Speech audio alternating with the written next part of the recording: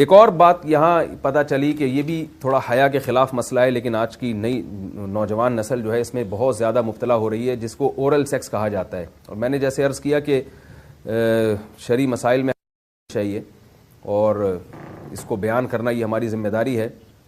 تو یہ چیز بھی انگریزی فلموں سے اور فحش فلموں سے ہماری نئی نسل میں بہت تیزی سے سرایت کر رہی ہے، اور لوگ اس بارے میں علماء سے بہت زیادہ مسائل پوچھتے ہیں، خواتین بھی پوچھتی ہیں جو اس میں مبتلا ہیں.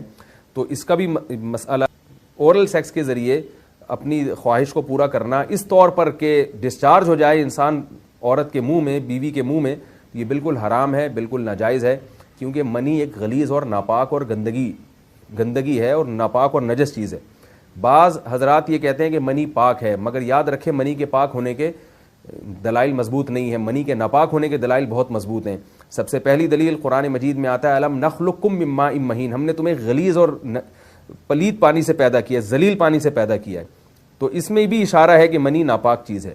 دوسری بات یہ کہ حدیث میں آتا ہے کہ کنت افرق المنی من ثوب رسول اللہ صلی اللہ علیہ وسلم ثم یصلی فیہ.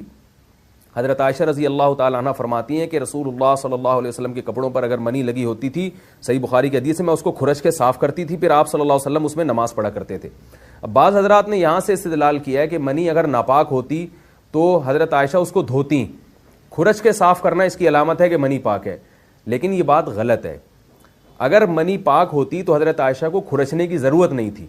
بات یہ ہے کہ وہ نجاست جس کا ایک باقاعدی جسم ہوتا ہے اور وہ کھرچ کے جسم سے یا کپڑوں سے الگ ہو سکتی ہے، تو اس نجاست کو پاک کرنے کا طریقہ یہ ہے کہ اس کو کھرچ دیا جائے. ناپاک تھی تبھی تو حضرت عائشہ رضی اللہ تعالی عنہ اس کو باقاعدہ کھرچ رہی ہیں اور دور کر رہی ہیں.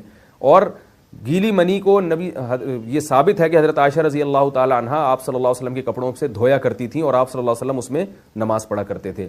حضرت عمر رضی اللہ تعالی عنہ کے دور میں کسی شخص کو احتلام ہوا تو اس نے اپنے پورے جو ہے نا وہ کپڑے دھوئے، تو حضرت عمر نے اس کو منع کیا، فرمایا کہ اتنا کافی تھا کہ اس جگہ کو تم دھو لیتے. تو اس میں بھی حضرت عمر اس کو باقاعدہ دھونے کا حکم دے رہے ہیں. کسی بھی صحابی نے اعتراض نہیں کیا کہ یا امیر المومنین آپ ان کو دھونے کا حکم کیوں دے رہے ہیں، منی تو پاک ہے. تو منی کے جو ناپاک ہونے کے دلائل ہیں وہ بہت مضبوط ہیں. باقی اس کو جو کھرچنے کا حکم ہے وہ اس لیے کہ منی کے پاک جو اگر خشک ہو جائے تو وہ کھرچ کے بھی پاک ہو جاتی ہے، اس کو پھر دھونا ضروری نہیں ہوتا، پہلے سے ہی پاک ہے. ایک اور دلیل منی کے ناپاک ہونے کی یہ ہے کہ جو مدی ہے، ٹرانسپیرنٹ پانی جو مرد کے جسم سے نکلتا ہے، وہ اگر جسم سے نکل جائے تو غسل فرض ہو جاتا، وضو فرض ہو جاتا ہے، اور منی نکل جائے تو غسل فرض ہوتا ہے.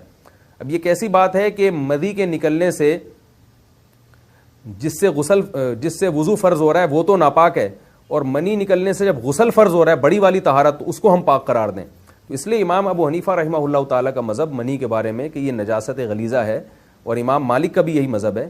یہ مذہب بہت دلائل کے لحاظ سے قوی ہے.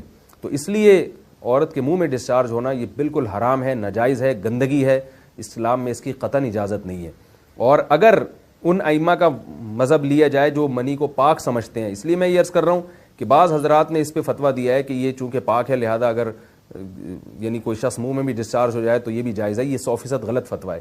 اس لیے کہ جو حضرات اس کو پاک کہتے ہیں وہ بھی اس کو خبائث میں داخل کرتے ہیں، حرام چیزوں میں داخل کرتے ہیں. اس کا کھانا یا اس کا منہ میں ڈالنا وہ بھی جائز نہیں کہتے. تو اس لحاظ سے بھی یہ ناجائز ہے اور بہت ساری بیماریوں کا ذریعہ بھی ہے. دوسرا مسئلہ یہ ہے کہ اگر کوئی ڈسچارج نہیں ہوتا اورل سیکس کے ذریعے تو اس کا شرعی حکم کیا ہے؟ تو اس کا حکم یہ ہے کہ یہ انتہائی سخت درجے کا مکروہ ہے، ناپسندیدہ عمل ہے. اور اس کے سخت درجے کے مکروہ اور حرام نہیں ہے، لیکن بہت زیادہ ناپسندیدہ اور شریعت کے مزاج کے بالکل خلاف ہے. اور اسلامی کلچر میں اس کا کوئی تصور نہیں تھا.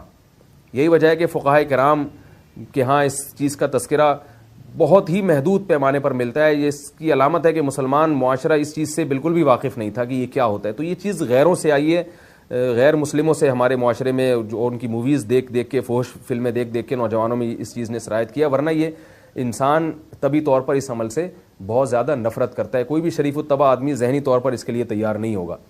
تو میں پھر بھی یہ کہہ رہا ہوں کہ بہرحال علماء اس کو ناجائز اور حرام نہیں سمجھتے، اس لیے کہ میاں بیوی ایک دوسرے سے جس طرح سے چاہیں استمتاع کر سکتے ہیں، لیکن سخت ناپسندیدہ بہرحال ہے اور مکروہ چیز ہے، اور اس قابل نہیں ہے کہ اس کی حوصلہ افزائی کی جائے. یہ اس کے بارے میں ہے کہ جب یعنی جو ہے وہ ادخال کیا جائے اس فم کے اندر، اس جو ہے مرد اس میں باقاعدہ جو ہے وہ تلذذ حاصل کرے. اگر ایسا نہ ہو بلکہ باہر سے استمتاع کیا جائے, جیسے بعض جگہ ایسا ہوتا ہے کہ کیا نام ہے, عورت کو اس چیز سے گھن آتی ہے کہ وہ اپنے منہ میں اس گندگی کو لے کر جائے, تو پھر بعض شوہر زوجہ کو مجبور کرتے ہیں کسنگ وغیرہ پر, تو یہ کم درجے کی کراہت ہے. یعنی یہ بھی ناپسندیدہ تو ہے مگر یہ اس درجے کا مکروہ, اس درجے کا ناپسندیدہ نہیں ہے. دوسری بات یہ کہ یہ جو میں نے پوری ڈیٹیل بیان کی ہے یہ اس صورت میں ہے اس کے مکروہ اور ناپسندیدہ ہونا کہ عورت اس کے لیے ذہنی طور پر آمادہ ہو. یہ بات خوب یاد رکھیں, اگر عورت کو اس عمل سے گھن آتی ہے تو پھر مرد بیوی کو اس کام پر مجبور ہرگز نہیں کر سکتا, کیونکہ یہ نکاح کے جو ایگریمنٹ ہے, مقتضیات ہیں, اس کے خلاف ہے. یعنی یہ اس میں داخل نہیں ہے.